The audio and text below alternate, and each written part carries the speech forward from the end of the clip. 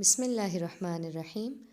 آج کے اس ترقی یافتہ دور میں جہاں انسان اپنے مادی اور دنیاوی امور میں بہتری کی کوشش کر رہا ہے، وہیں پر بابصیرت افراد، خدا شناس، حق شناس افراد اپنی روحانی کمزوریوں کا خاتمہ کر کے روحانی ارتقاء کی کوشش میں سرگرداں ہیں، تاکہ وہ اس پرآشوب دور میں اپنا حسینی کردار ادا کر کے حجت زمن کی خوشنودی کو حاصل کر سکیں۔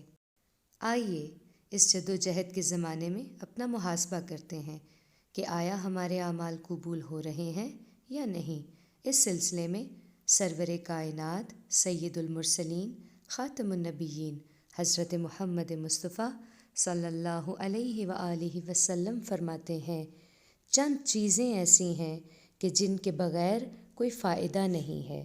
وہ 6 چیزیں ایسی ہیں کہ جس کے بغیر باقی 6 چیزوں کا کوئی فائدہ نہیں ہے۔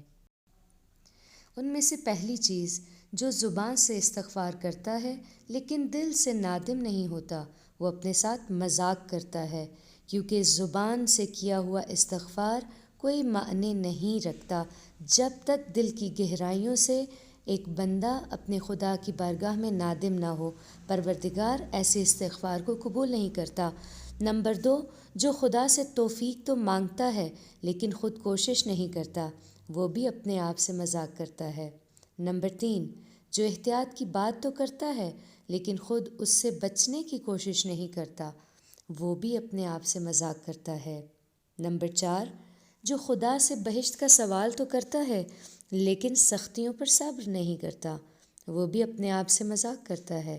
نمبر 5، جو جہنم سے خدا کی پناہ تو مانگتا ہے لیکن دنیاوی خواہشات و لذات کو ترک نہیں کرتا، وہ بھی اپنے آپ سے مذاق کرتا ہے۔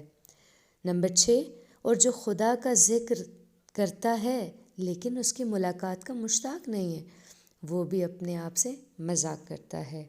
جزاک اللہ۔ بہار قرآن، مومنین کی بہار۔